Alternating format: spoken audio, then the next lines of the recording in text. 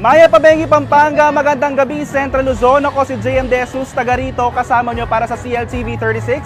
Atin to, live na live pa din po tayo ngayon dito sa SM Pampanga na kung saan makikita natin, nagpo-perform na po ang ikatlong banda, ang Chocolate Factory. Nauna na po nag-perform ang international superstar na si Prince at pumangalawa naman po si DJ Lonyo na talaga nagpakita at nagbigay ng ibang kasiyahan dito sa ating mga nag-attend dito sa konserto. At makikita natin patuloy pa din yung dagsa ng mga tao dahil talagang hinihintay nila iba pang mga banda na magpo-perform.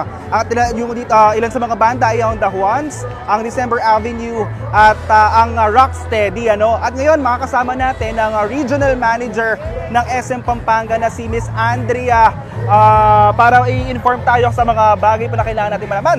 Patuloy yung mga pagdating ng mga tao, ano yung kailangan pa nilang malaman para masigurado natin yung kaligtasan nila dito sa concert. Unang-una, huwag nilang kakalimutan ang kanilang ticket para makapasok sa ating venue.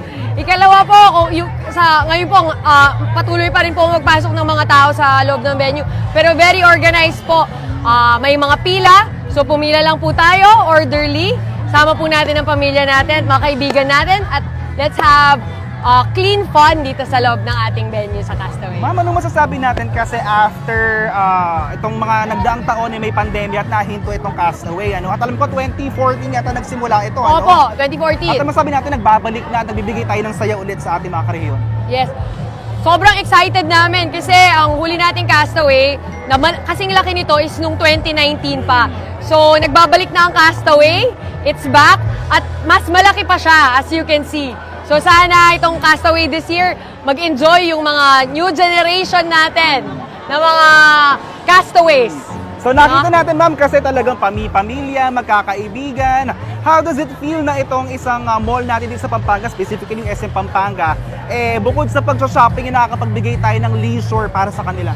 Yun naman talaga ang gusto natin para sa mga malls natin, Gusto natin na yung mga malls natin are places where you can create happy memories.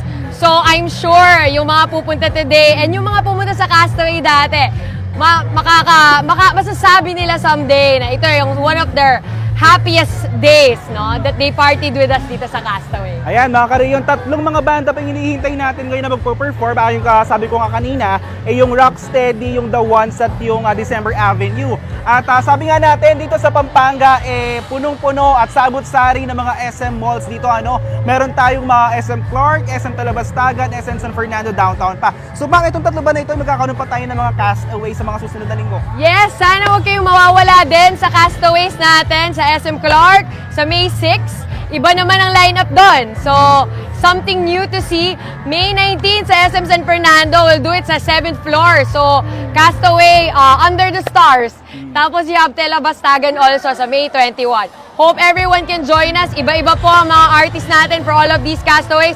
So kahit pumunta ka na dito sa Pampanga, pumunta ka na sa Clark, pumunta ka na sa Downtown, pumunta ka sa Talabastagan, may bago ka makikita at may bago ka ma-enjoy. Yes, ma'am, kasi na-inform kami kanina ni Ma'am Charm, na 40,000 tickets at sold out itong first leg natin. Ma'am, inform naman natin sila paano sila makakakuha ng tickets para dun sa mga second, third, and fourth leg natin. So may mga redemption booths po tayo for the tickets sa mga malls natin. Usually po nandito malapit po sa entrance ng malls natin, ongoing pa po redemptions for SM Clark, SM Talabastagan, and SM San Fernando. Kolektahin nyo lang po yung mga receipts ninyo, tapos pwede nyo pong ipapalit for a ticket. Okay, ma'am. Ganun lang po kadali. Panghuli po nating mensahe para sa ating mga karehiyon kasi syempre bukod sa Pampanga pa meron tayong mga iba pang karatig probinsya, na patuloy po ba ang mga programang ganito ng SM para makapagbigay sa kanila ng kasiyahan ngayong summer season? Yes, of course. Tuloy-tuloy lang po tayo sa pagpapasaya sa ating mga kabalen dito sa SM. At syempre sa ating mga kapitbahay na probinsya, sana ma-excite pa sila sa kung ano ang mga dadalhin namin ngayong summer, hindi lang sa summer, ngayong buong taon na ito, So, dun sa mga hindi nakapanood for this Castaway, we invite you po sa SM Clark, May 6, sa SM San Fernando, Downtown, May 19, and sa SM Talabastagan, May 21. Okay, maraming salamat, Ma'am Andrea, ang Regional Manager po ng SM, At ngayon, Kuya Johnny, tignan natin, ngayon nagpo-perform ng Chocolate Factory at maaari na kayong pumunta dito dahil kung may ticket na kayo, pwede na kayong pumila pa dahil marami pang dumadagsa, At patuloy po tayo nga nakaabang para dun sa second, third, fourth leg ng Castaway. Ito po ay sa SM Clarks, SM San Fernando Downtown at sa SM Telebastagan. At ayon na nga po sabi ni Ma'am Andrea kanina, magmadali na po tayo na mag-redeem ng ating mga tickets dahil etong first leg dito sa San Fernando, SM Pampanga, talagang mabilis na ubos. Kaya talaga pa hinihintay nyo. At sa ngayon, talagang mag-e-enjoy na rin kami dito mga kareyon at patuloy pa rin yung pagsana ng mga tao at kasalukuyan nagpo-perform ang Chocolate Factory at susunod naman ng December Avenue, The Juan Satang Rocksteady. At ngayon po, magpapaalam na po kami upang kami po ay kahit paano makapag-enjoy din kami dito upang manood din kami ng napakagandang konserto na ito.